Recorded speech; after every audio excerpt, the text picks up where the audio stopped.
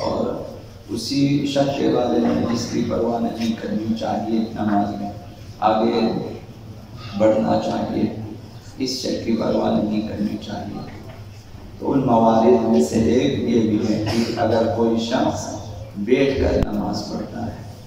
یا پھر بیمار ہے لیٹ کر نماز پڑھتا ہے، تو اگر ایسا شخص جو بیٹھ کے نماز پڑھتا ہے یا لیٹ کر نماز پڑھتا ہے، اگر سورہ حمد یا تسبیحات اربعہ پڑھنے میں مصروف ہو اور اس وقت شک کرے کہ سجدہ یا تشہد میں نے بجا لایا ہے یا نہیں لایا، مثلا یہ دوسری رکعت میں سورہ حمد اور تسبیحات اربعہ یا تیسری چوتھی رکعت میں مصروف ہے، گزشتہ رکعت کے جو ہیں سجدہ یا تشہد کے بارے میں مثلا اسے شک ہے، تو یہاں بھی یہ ہے کہ اپنے شک کی پرواہ نہ کرے، کیونکہ بیٹھ کر اور لیٹ کر نماز پڑھنے والوں کے لیے قیام نہیں ہے۔ جب قیام نہیں ہے تو فوراً بعد وہ جو ہے سجدے کے بعد دوسری رکعت کے لیے قرات شروع کر دیتے ہیں۔ تو اگر قرات کے دوران یا تیسری رکعت میں جو ہے تسبیحات اربعہ مصروف ہے، اگلی پچھلی رکعت کے سجدے کے بارے میں یا تشہد کے بارے میں اگر شک ہو جائے تو اس کی پرواہ نہ کریں، آگے بڑھیں۔ اگر حمد یا تسبیحات پڑھنے سے پہلے شک کریں، ابھی آپ دونوں سجدے سے اٹھ کر بیٹھ گئے، اب اس حالت میں کہ ابھی قرات شروع نہیں کیا کیونکہ بیٹھ کے نماز پڑھا، تو شک کیا کہ میں نے سجدہ بجا لایا نہیں لایا، تشہد جو دوسری رکعت پڑھا یا نہیں پڑھا، تو پھر بجا لانا چاہیے۔ اگر حمد و تسبیحات میں مصروف ہے تو پرواہ نہیں کرنی چاہیے، یہ پہلا مسئلہ۔ دوسرا مسئلہ ہے کہ اگر شک کرے کہ نماز کا کوئی رکن بجا لایا نہیں لایا، تکبیرۃ الاحرام، رکوع، دونوں سجدے، مثلا قیام متصل، رکوع، کوئی رکن بجا لائے یا نہیں لائے، چنانچہ بعد کے عمل میں مشغول نہ ہو تو اسے بجا لانا چاہیے۔ مثلا تشہد پڑھنے سے پہلے شک کرے کہ دو سجدے بجا لائے ہیں، دونوں سجدے رکن ہیں، تشہد سے پہلے شک کیا کہ دو سجدے کیے یا نہیں کیے، تو اسے بجا لانا چاہیے۔ چنانچہ بعد میں اگر یاد آ جائے اس نے بجا لایا، شک کیا، بجا لایا تشہد سے پہلے، دو سجدے کیے، بعد میں پتہ چلا نماز کے بعد کہ میں نے تو دو سجدے پہلے کیے تھے، اب یہ تو دو سجدے اضافی کیے ہیں، چونکہ رکن کا اضافہ ہوا لہٰذا وہ نماز باطل ہو جائے گی، وہ نماز دوبارہ پڑھنی ہوگی، کیونکہ رکن کا اضافہ ہوا۔ شک ہوا تھا تو حکم شرعی کے مطابق آپ نے دوبارہ بجا لایا، پھر اس کے بعد پتہ چلا کہ سجدے میں نے کر لیے تھے پہلے، ابھی اضافہ، تو جب بھی رکن اضافہ ہو جائے بھولے سے یا جان بوجھ کر نماز باطل ہے تو وہ نماز باطل خراب پائے گی اور دوبارہ سے پڑھنا ضروری ہے۔ آثار تقویٰ اور آثار فرائض کے بارے میں جن کی مومنین رعایت فرماتے ہیں، اس کے برکات میں سے ایک یہ ہے کہ اگر واجبات کو اہمیت دیں اور محرمات کو اہمیت دے کر ترک کریں تو دوسری جو خصوصیت انسان کو حاصل ہوتی ہے وہ جو ہے مشکلات اور سختیوں میں انسان کامیاب رہتا ہے۔ مشکلات میں، سختیوں میں خداوند اس کے لیے آسانی پیدا کرتا ہے، یعنی بنبست نہیں ہے اس کے لیے، یعنی بند گلی میں نہیں ہے انسان کے لیے کہ پھر کچھ بھی نہ ایسا نہیں ہوگا۔ وَمَن يَتَّقِ اللَّهَ سورہ طلاق میں خدا تعالیٰ نے فرمایا، سورہ طلاق میں آیت نمبر 2 آیت نمبر 4 سر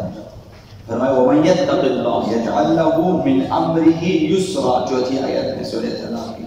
کہ جو بھی تقوی اختیار کرتا ہے یعنی واجبات کو اہمیت دیتا ہے، انجام دیتا ہے، محرمات ترک کرتا ہے، خداوند اس کے لیے معاملات میں آسانی، زندگی میں آسانیاں پیدا کر دیتا ہے۔ مشکلات آ جائے گی حل ہو جائے گی، مشکلات آ جائے گی حل ہو جائے گی، آپ مشکلات کو آرام سے مشکلات کو طے کر سکیں، گزر سکیں گے آگے، ایسا ہوگا۔ سورہ طلاق کی دوسری آیت میں خدا متعال نے فرمایا اسی سورہ کہ وَمَن يَتَّقِ يَجْعَلْ لَهُ مَخْرَجًا، جو تقوی اختیار کرے گا، واجبات و محرمات کی رعایت کرے گا، خداوند اسے نکلنے کی راہ، معاملات میں، زندگی کے امور میں جو ہے آرام سے نکلنے کی راہ خود ہی قرار دے گا۔ یعنی متقی یعنی وہ جو واجبات و محرمات کی رعایت ہے، یہ بند گلی میں کبھی بھی نہیں پھنسے گا، تقویٰ کا دائرہ بہت وسیع ہے، زندگی کے ہر موڑ پہ یہی عمل آپ کا کہ آپ واجبات کی رعایت کرتے ہیں، زندگی میں محرمات کی پرواہ کرتے ہیں، یہی تقویٰ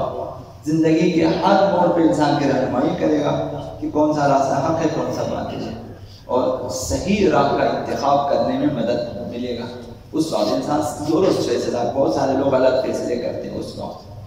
اور انسان پھر گمراہ ہو جاتا ہے، تو تقویٰ کا نتیجہ یہ ہے کہ درست فیصلہ کر سکے گا۔ لہذا آقا امیر المؤمنین علی بن ابی طالب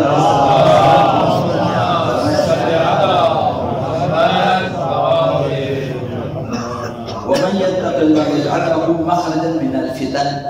جو شخص تقوی اختیار کرتا ہے، واجبات محرمات رعایت کرتا ہے، خداوند فتنوں سے نکلنے کے لیے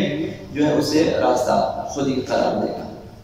فتنے، مسائل، مشکلات، امتحانات، آزمائشیں، اس میں خداوند اس کو راستہ دکھائے گا کہ ادھر سے نکل جاؤ، فتنوں سے نکل۔ بہت سارے لوگ فتنوں کی نظر ہو جاتے ہیں۔ وَنُورًا مِنَ الظُّلُمَاتِ، تاریکیوں میں سے نکلنے کے لیے نور خداوند عنایت فرمائے گا، ہمیشہ تاریکیوں میں نہیں رہے گا، اس کے لیے راہ روشن ہوگا کہ مجھے کس راہ پہ جانا ہے۔ یہ ایک دوسری حدیث میں فرمایا،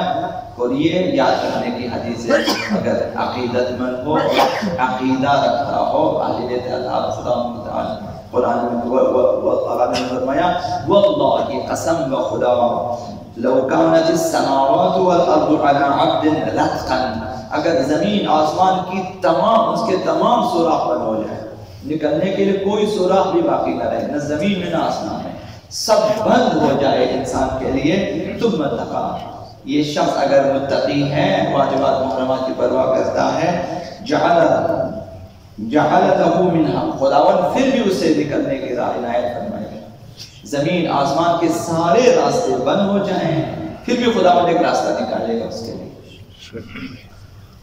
تو لہذا یہ جو ہم خداوند متعال نے ہمارے لیے واجبات قرار دیا ہے کہ انجام دیں، محرمات قرار دیا ہے کہ ہم ان سے بچیں، اس لیے ہے تاکہ انسان کامیابی کے ساتھ اپنی آخرت کی طرف جائیں، اور وہاں سرخرو ہیں قیامت کے جو لوگ واجبات کی پرواہ، سرخرو ہیں، فرشتے استقبال کے لیے آئیں گے، آپ کو لے جائیں گے، آپ کو جنت کا نظارہ کرائیں گے، آپ کو دکھائیں گے، اور جو ہے خداوند متعال کی طرف سے نور عطا ہوگا، اور بہت ساری